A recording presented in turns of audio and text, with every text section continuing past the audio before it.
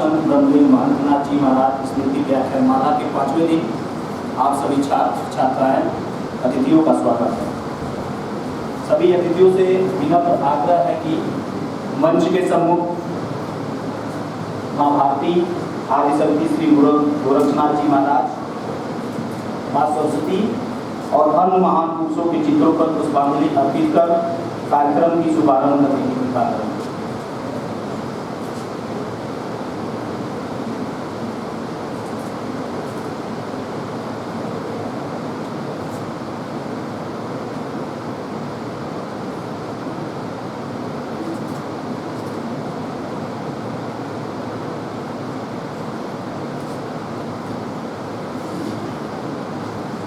आप अतिथि महोदय से आग्रह है कि आप मंच पर अपना स्थान करें।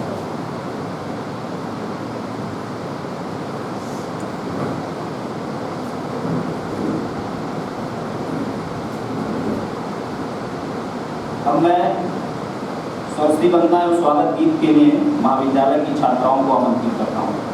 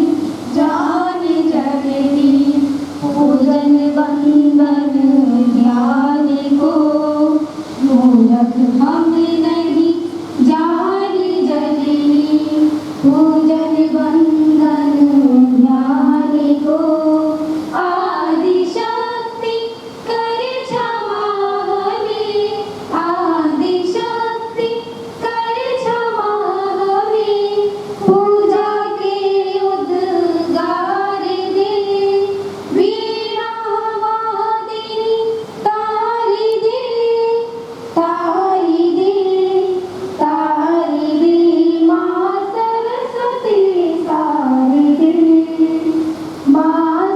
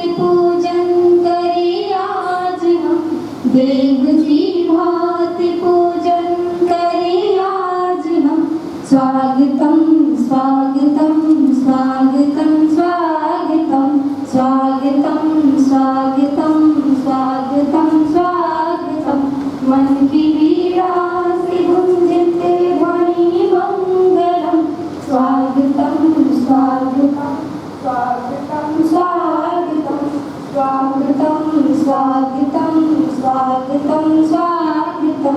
मन की बगिया से हमने है कलियां चुनी, श्रद्धा के फूलों से हमने माला बुनी।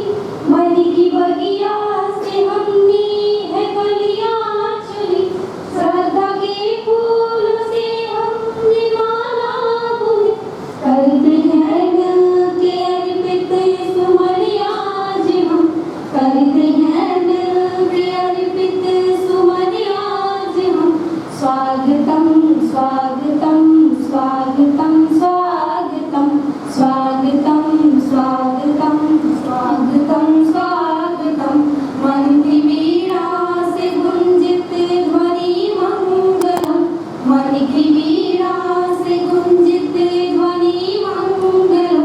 स्वागतम स्वागतम स्वागतम स्वागतम स्वागतम स्वागतम स्वागतम स्वागतम।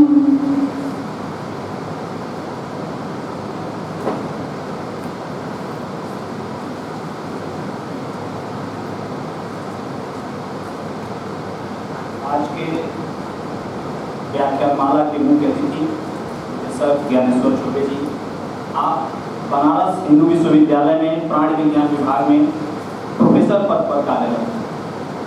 आपकी 101 शोध पत्रिकाएं तथा 6 पुस्तक अध्याय प्रकाशित। आपको 2011 में 21वें लिंडा नोबेल पुरस्कार विजेता की बैठक में पुरस्कार विजेता के लिए शोध युवा शोधकर्ता के रूप में चुना गया था। आप दक्षिण एशिया के कई जाति समूहों पर गहन कार्य के लिए जाने जाते हैं, जिनमें हिमालयी, अंडमान, भारतीय यहूदी, सिंधी, रोमा और पारसी जातियां सम्मिलित हैं। आपको रोमा यूनानी जिप्सी शोध के आधार पर स्वर्गीय श्रीमती सुषमा स्वराज विदेश मंत्री ने 2016 में भारत के बच्चे शब्द से सम्मानित किया था। आपके द्वारा 300 पारसी नमूनों की मुक्त जीनोम अनुकरण के लिए, जिनको यूएसए द्वारा प्रमुख पुरस्कार से सम्मानित किया गया। सन 2018 में नेशनल जियोग्राफिक सिम्पोजियम यूएसए द्वारा आपको एक प्रस्तुति के लिए आमंत्रित किया गया। स्वराज पत्रिका के संपादन कार्य के लिए 2019 में चयनित 10 भारतीयों में से आप एक हैं। अक्टूबर 2019 को भारत सरकार के माननीय गृह मंत्री जी द्वारा उत्कृष्ट शोध के लिए आपको सम्मानित किया गया। आपको 2020 में institute of science BHU campus के मुख्य शोधकर्ता पुरस्कार से सम्मानित किया गया। ऐसे महान मानवों को अपने बीच पाकर हमारा मन बहुत ही प्रसन्न आह्लादित है। मैं महाविद्यालय परिवार की तरफ से आपका हृदय से अभिवादन करता हूँ।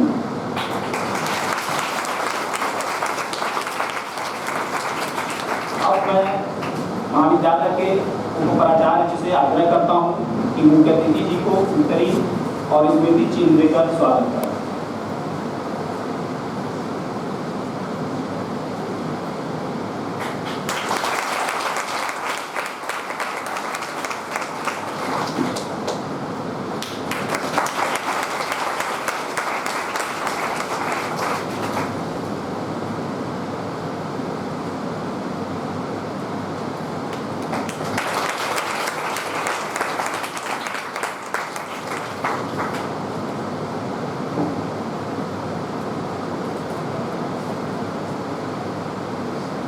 मैं एकल मीट के लिए महाविद्यालय की छात्रा दीपशिका को आमंत्रित करता हूँ।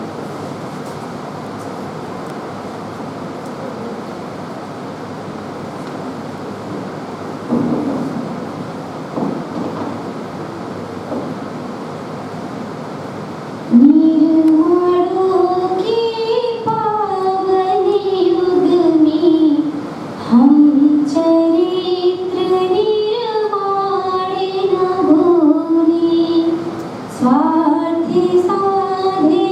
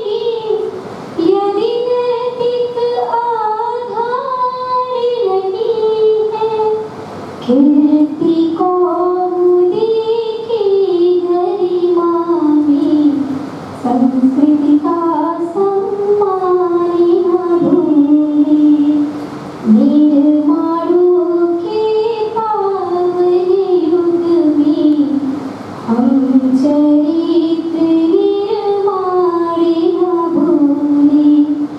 आविष्कारों की तिथियों में यदि मानव का प्यार नहीं है, सृजनहीन विज्ञान व्यर्थ है, प्राणी का उपकार नहीं है। भौतिकता के उत्थानों में जीवन का उत्थान न भूले, निर्माणों के पावन युग में हम चरित्र निर्माण न भूले। स्वार्थ साधना की आदि में वसुधा का कल्याण न भूले, वसुधा का कल्याण न भूले।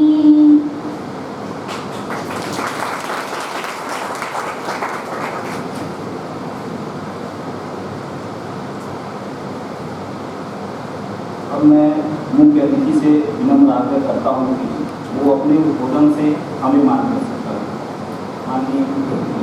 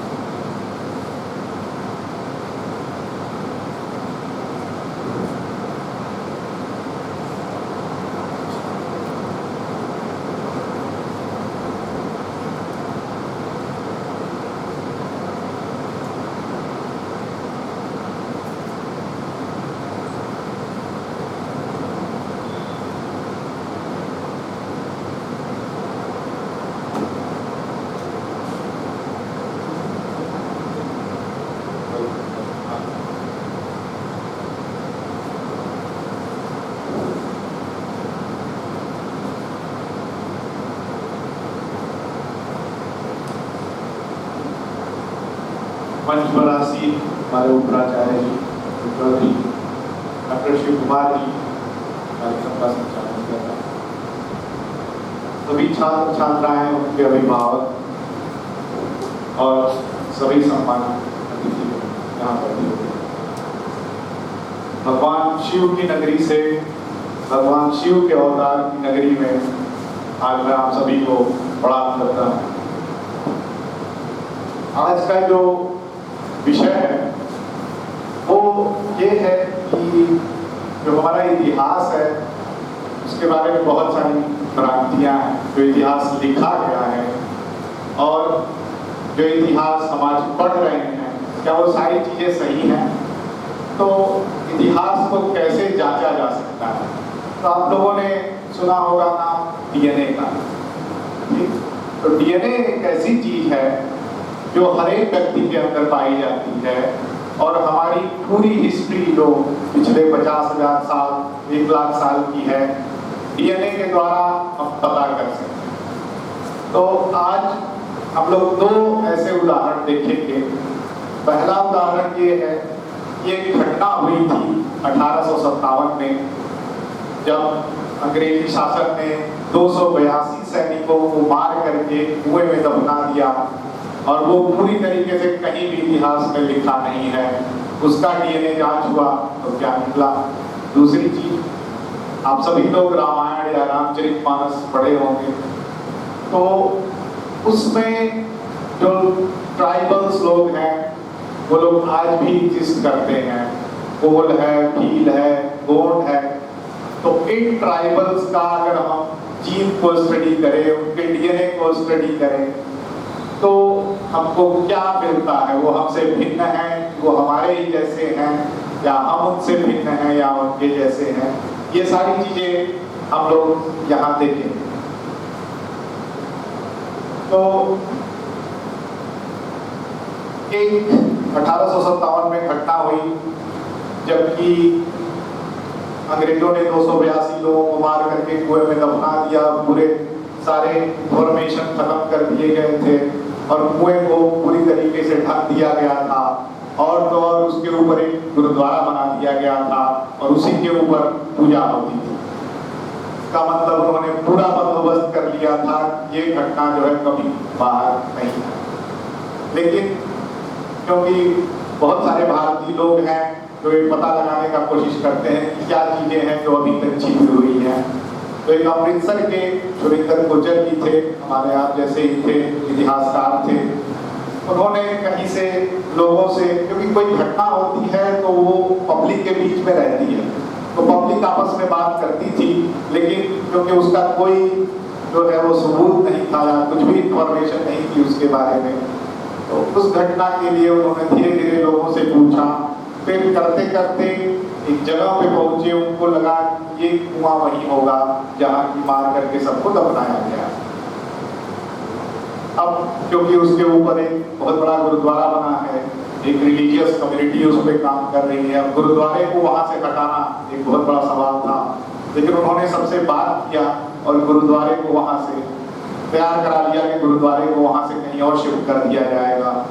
क्योंकि जो गुरुद्वारे के मुख्य प्रबंधक थे उन्होंने अपने इंटरव्यू में बोला कि हम लोग ये सुन के डर गए कि जहां हम लोग अपनी पवित्र ज्योति जलाते हैं उसके नीचे 282 लोग भरे पड़े हैं, उनके कंकाल हैं। तो उन लोगों ने गुरुद्वारे को शिफ्ट किया। फिर 2014 में वहाँ खुदाई शुरू हुई। 8-10 फीट खोदने के बाद लगातार वहाँ से कंकाल निकलने शुरू हुए और लोगों ने जो है 2 दिन खुदाई की और 2 दिन के अंदर लगभग 170 सामने फ्रंटल जॉ थे, 5000 से ज्यादा दांत थे और लगभग 90 जो है वो सर निकले बाहर और उसके साथ बहुत सारे कॉइन्स थे, ज्वेलरी थी, सब 1857 के पहले के। लेकिन जैसा कि होता है कि कोई भी डिस्कवरी होती है तो उसको लेकर के बहुत सारे अलग अलग थियरीज आ जाती हैं। ये जब डिस्कवरी हुई उसके बाद बहुत सारे लोगों ने बोला कि ये लोग पठान थे जो पाकिस्तान के थे, इनको ब्रिटिश आर्मी ने 1857 में मार डाला। कुछ लोग यहाँ तक भी बोलने लगे कि वो लोग लोकल्स थे, पंजाबी लोग जिनको ब्रिटिश आर्मी ने मारा। और तो और कुछ लोग ये भी बोले क्योंकि हड्डियों का स्किन का रंग नहीं होता है तो हड्डियों से ये नहीं पता लगेगा कि वो अंग्रेज थे कि हिंदुस्तानी थे। तो कुछ लोग ये भी बोले कि 1857 में जो रिबेल हुआ उसमें भारतीय लोगों ने ब्रिटिश लोगों को मार करके कुएं में फेंक दिया। कुछ लोग ये भी बोले कि 1947 में जो भारत पाकिस्तान का सेपरेशन हुआ, भारत पाकिस्तान को अलग किया गया, उस समय जो दंगे हुए थे उसमें ये लोग मारे गए और इनको कुएं में दफना दिया गया। और एक चीज ये भी कहती है ये 26वीं नेटिव इन्फेंट्री बटालियन के लोग थे जिनको 1857 में अंग्रेजों ने मारा। और ये चीज एक किताब में लिखी हुई है। फ्रेडरिक कूपर जो वहाँ के अमृतसर के उस समय के डीसी थे, उन्होंने अपनी किताब में लिखा, लेकिन वो भी किताब मार्केट में कहीं नहीं है, पूरी गायब, अंग्रेजों ने खुद ही गायब कर दी थी उसको। लेकिन उसकी 1-2 प्रतियां जो है सुरिंदर गुर्जर जी कहीं से निकाल के ले आए थे। और क्योंकि ये काम फ्रेडरिक कूपर जब किया तो उसको लगा कि मुझे बहुत सारा इनाम मिलेगा, मुझे बहुत कुछ मिलेगा, लेकिन अंग्रेज सरकार को उसको दबाने में लगी हुई थी तो उसने एक किताब लिख दी। लेकिन उस किताब को भी जो है ब्रिटिश गवर्नमेंट ने हटवा दिया था। तो जो लोकल कहानियां दौड़ रही थी, लोकल कहानियां लोगों के बीच में थी, वो ये कंफर्म कर रही थी ये लोग इंडियन सोल्जर्स थे जिनको मार करके कुएं में फेंका गया। लेकिन अब फाइनली ये देखिए उस समय की पिक्चर है जिसमें आप वो कुआं देख सकते हैं, जो दांत निकले थे, जो खोपड़ियाँ निकली थी और बहुत सारी चीजें निकली हुई थी। ये वही पिक्चर है।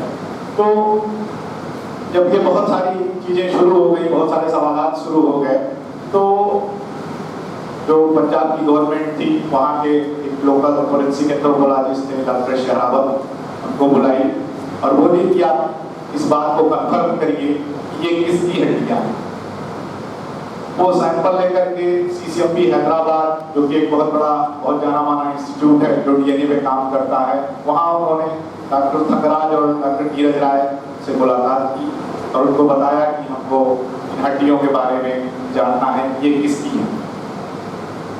अब जो हड्डियां आई उसके 2 तरीके के एनालिसिस किए गए। पहला, 50 सैंपल ठीक ठाक निकले, उनका DNA एनालिसिस किया गया जो ये बताएगा कि कौन लोग थे और कहाँ थे। दूसरा, ऑक्सीजन, कार्बन, अगर हम जहाँ का भी खाना खाते हैं, जैसे अगर हम बनारस में रह रहे हैं और लगातार 15-20 साल बनारस में रहेंगे या गोरखपुर में रह रहे हैं, तो आप जो यहाँ का खाना खा रहे हैं उसको वो हमारे दांतों में जनरली डिपॉजिट होता जाता है और अगर दांत का एनालिसिस किया जाए तो वो बता देगा ये आदमी अपना ज़्यादा समय जो है लाइफ का वो कहाँ बिताया है।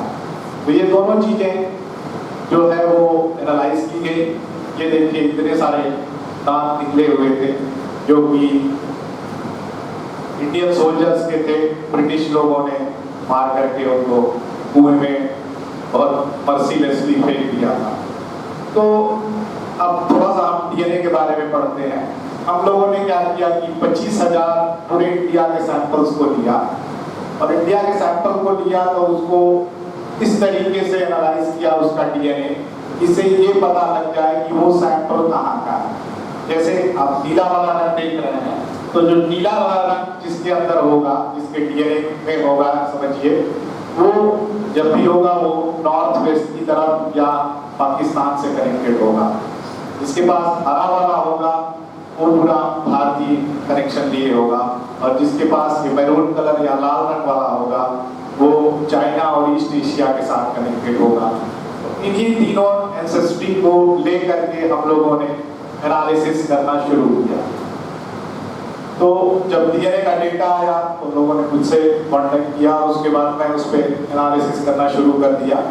यहाँ आपको देखिए बहुत सिंपली 3 कलर दिख रहे हैं और 3 कलर जो है वो आप देखेंगे कि हर एक रीजन के लोगों में अलग अलग तरीके से डिस्ट्रीब्यूटेड है। ठीक है, जैसे अगर आप पाकिस्तान में देखें तो नीला वाला रंग वहाँ सबसे ज्यादा है, पंजाब में देखें तो हरा वाला है, नीला वाला थोड़ा कम हो रहा है और गंगा प्लेन के लोगों में देखें तो नीला वाला लगभग 10 से 12% है।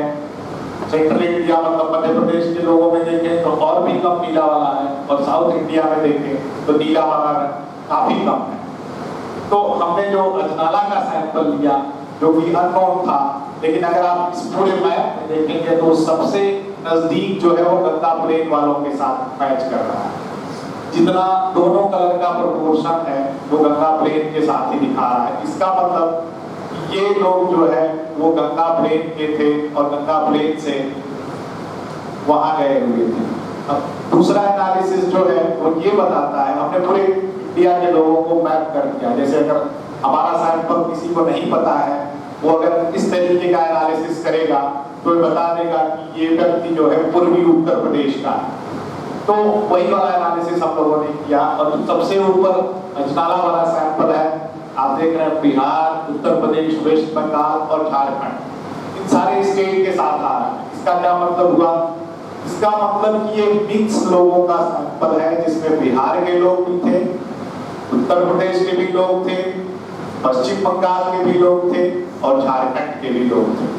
तो ये क्लियर हो गया ये गंगा प्लेन के लोग थे जो कि ब्रिटिश सेना में काम कर रहे थे और ब्रिटिश लोगों ने उनको मार करके कुएं में फेंक दिया। अब उसके बाद जो हम जैसे बताया कि हम जिस तरीके का खाना खाते हैं तो वो उसको भी मैप किया गया और उस मैप में भी यही दिखा। ये दोनों अलग अलग एनालिसिस है, दोनों एनालिसिस में ये दिखा कि ये लोग गंगा प्लेन के रहने वाले हैं। तो फिर हम लोगों ने पूरा हिस्ट्री था उसको रिकंस्ट्रक्ट किया और उसमें क्या हुआ कि जब 1857 का रिबेल, आप सारे लोग पढ़े होंगे अपने क्लासेस में, रिबेल शुरू हुआ तो एक पूरी इंडियन आर्मी थी जो कि उस समय की ब्रिटिश आर्मी जो कि मियामी लाहौर में तैनात थी। उस आर्मी के सारे एम्युनिशन ले लिए गए थे क्योंकि उनको डर था कि ये लोग भी विद्रोह कर देंगे, उनको जेल में बंद कर दिया गया था। लेकिन 30 जुलाई को प्रकाश पांडे के नेतृत्व में वहां लोगों ने विद्रोह किया, मेजर स्पेंसर को उन्हीं की तलवार से काटा। और उसके बाद ये जो लाल वाला रास्ता आप लोगों को दिख रहा है, उसी रास्ते पकड़ते हुए रावी नदी देखिए उसके ऊपर बह रही है, उसी नदी को पकड़ते पकड़ते ये लोग अजनाला के पास पहुंचे थे। लेकिन वहां जो है कुछ लोगों की, जो भारतीय लोग ही थे, उन लोगों ने ब्रिटिश आर्मी को जाकर के बता दिया, ब्रिटिश ऑफिसर्स को जाके बता दिया कि भारतीय सैनिक वहां हैं। ब्रिटिश पूरी टुकड़ी गई, उन लोगों ने 500 लोग थे तो कई सारे लोगों को मार दिया और 282 लोगों को बंधक बना करके अजनाला ले आए। अगले दिन उन लोगों को मारा गया। इसके बाद हम लोगों को ये भी पता चला कि ये सारे लोग मेल्स थे, आदमी थे, उनकी एज 21 से 49 साल थी, उनके हाथ बंधे हुए थे, हाथ बांध करके उनको 10-10 के ग्रुप में ले आके मारा गया। पॉइंट ब्लैंक रेंज से मारा गया। देखिए सर में जो सामने खोपड़ी में गोली का निशान है, और उनको जो है पत्थर की गोलियां मारी गई। पत्थर की गोलियां ब्रिटिश गवर्नमेंट उस समय यूज करती थी, इसलिए मारा गया क्योंकि तुरंत आदमी उससे नहीं मरता है, काफी तड़प तड़प के मरता है। और उनको बहुत सारे लोगों को जिंदा ही जो है वो बेल में उठा के एक के ऊपर एक फेंक दिया गया। और उस बेल की जब खुदाई हो रही थी तो बहुत सारे लोग पकड़े मिले, बहुत सारे लोग दब के मर गए। तो ये एक हिस्ट्री थी हमारी जो कि एकदम से हमारे मेमोरी से विस्मृत हो चुकी थी, लेकिन डीएनए एनालिसिस ने उस हिस्ट्री को पता करके बताया कि कुछ इस तरीके की घटनाएं हुई। इसके बाद हम लोग रामायण पे आते हैं। रामायण आप सभी लोग पढ़े हैं, उसमें आपने शबरी का भी जो है वो पढ़ा होगा कथा। तो उस रामायण में हम लोगों ने क्या किया कि रामायण के 3 अलग अलग मेजर पात्र जो थे, कोल, भील और गौण, तीनों पात्रों को लेकर के डीएनए को कंपेयर किया। क्योंकि रामायण बहुत पुराना, बहुत पहले लिखा जा चुका है, तो इसका मतलब कि जो ट्राइबल पॉपुलेशन थे उस समय एग्जिस्ट कर रहे थे, तो क्या हम लोग उनसे बहुत भिन्न हैं या उन्हीं के जैसे हैं, और क्या सारे भारतीयों का डीएनए जो है वो एक फाउंडेशन पे बना हुआ है या अलग अलग तरीके का है। तो इसमें आप देखेंगे कि जो भारतीय लोगों का ये पूरी लाइन है जो इस तरफ दिख रही है, उसी में कोल भी फिट हो रहा है, भील भी फिट हो रहा है और गौण भी फिट हो रहा है। और इसको और बेहतर तरीके से अगर हम देखें तो ये भारत की अन्य जातियां हैं, इसमें कास्ट भी है, ट्राइबल्स भी है, लेकिन सारी जातियां एक दूसरे से गुथी हुई हैं। सबका डीएनए एक दूसरे के साथ कनेक्टेड है, वो अपनी जियोग्राफी के बेसिस पे एक दूसरे से अलग दिख रहे हैं। जैसे द्रविडियन जो है वो साउथ के तो नीचे की तरफ दिखेंगे, और जो इंडो यूरोपियन है नॉर्थ के हैं वो आपको ऊपर की तरफ देखेंगे, लेकिन ये सारे आपस में एक दूसरे से कनेक्टेड हैं। यहाँ आपको मेनली 2 कलर दिख रहा है, एक लाइट ग्रीन, दूसरा डार्क ग्रीन। ये 2 तरीके की एंसेस्ट्री जो है वो पूरे भारतीयों में पाई जाती है। पूरे भारतीयों के पास इस तरीके की एंसेस्ट्री है। और आप यहाँ अगर देखें तो ये जो लाइन है, ये लाइन ये सारे भारतीयों को कनेक्ट कर रही, चाहे वो भारत के कहीं से भी हो, पूरे भारतवंशी एक दूसरे के साथ कनेक्टेड हैं। जबकि आप देखेंगे अगर यहाँ पाकिस्तानी लोग यहाँ अलग है, दूसरा पाकिस्तानी ग्रुप सिंधी यहाँ अलग है, वैसे ही सेंट्रल एशियन लोग भी अलग हैं, लेकिन भारतीय लोग एक लाइन है जो सारे भारतीयों को बांधती है।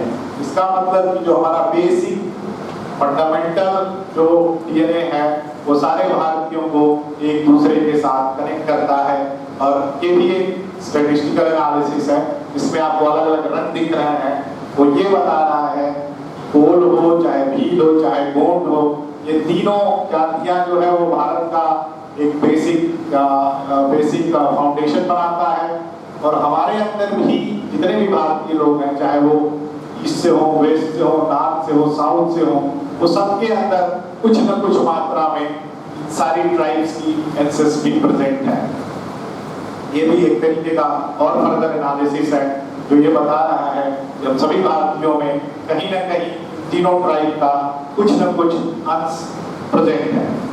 तो उसके बेसिस पे हम लोगों ने कई सारे पेपर पब्लिश किए और उसके बेसिस पे हमने बताया कि चाहे वो साउथ के लोग हों, चाहे नॉर्थ के लोग हों जो द्रविडियन बोल रहे हों, चाहे इंडो यूरोपियन हो, ये काफ़ी समय से कम पिछले 10,000 सालों से भारतीय जगहों मतलब भारत में रह रहे हैं। उनकी एंसेस्ट्री जो है वो एक बेसिक कंपोनेंट जो कि भील, कोल और गोंड द्वारा बना हुआ है, उसी के ऊपर फाउंडेड है। और जो रामायण में प्री हिस्टोरिक ट्राइबल्स लोग हैं वो भी जो है वो उनके आसपास के जितने भी कास्ट हों चाहे ट्राइबल्स हों उनके साथ बहुत ही जो है वो स्ट्रॉन्गली कनेक्टेड हैं हर एक पॉपुलेशन के साथ।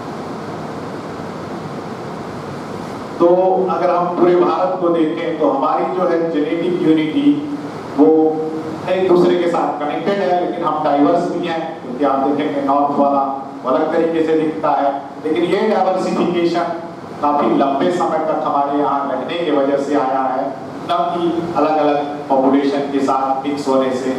और बहुत सारे लोग इस तरीके के स्टडीज में इन्वॉल्व होते हैं जिसमें पंजाब यूनिवर्सिटी के लोग, SIP लखनऊ के लोग, CCMP और CDFD के लोग, तो इन सारे लोगों के सहयोग से हम लोगों ने ये दो काम किया। तो बेसिकली मेरा ये शो करना था इन दोनों प्रेजेंटेशंस में कि जो DNA स्टडी है, अगर आप लोग स्टूडेंट हैं और आप लोगों को फर्दर अपने करियर के बारे में सोचना है तो साइंस को लीजिए।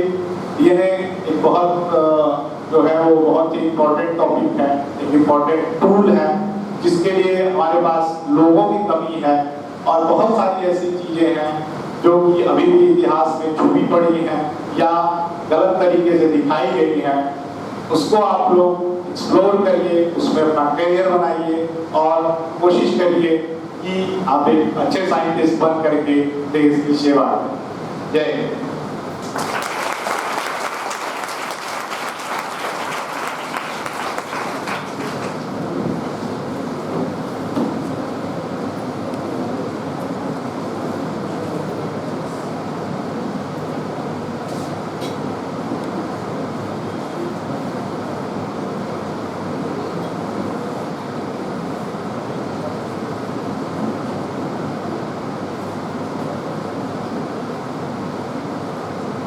अब मैं आभार ज्ञापन के लिए महाविद्यालय के प्रचार मंच पे आऊँ।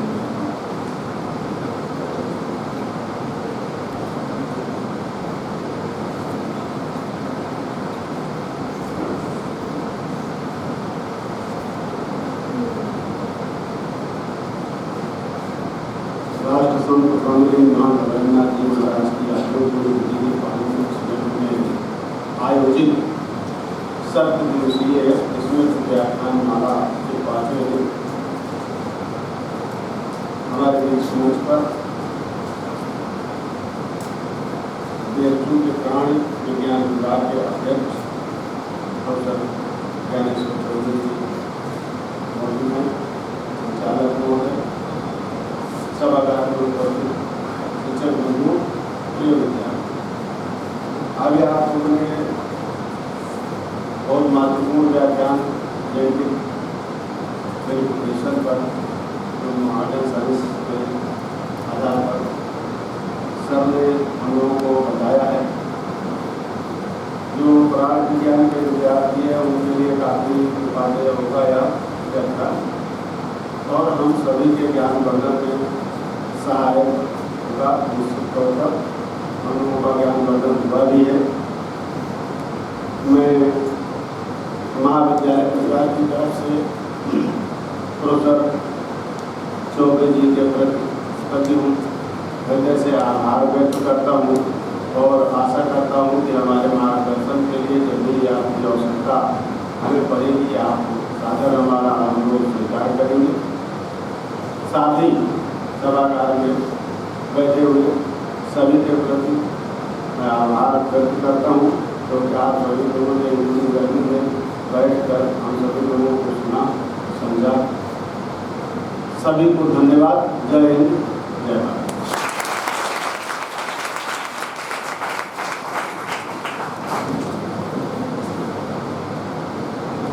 कार्यक्रम के अंत में मैं वंदे मातरम के लिए महाविद्यालय की छात्राओं को बुलाना चाहता हूँ।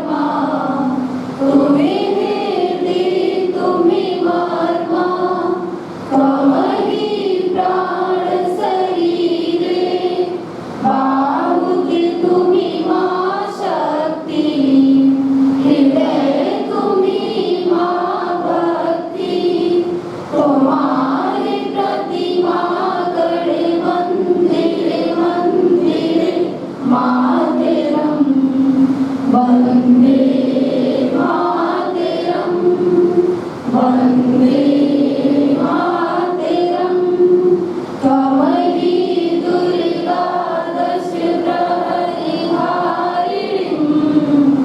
कमला कमलदलविहारिणीं वाणी विद्यादायिनीं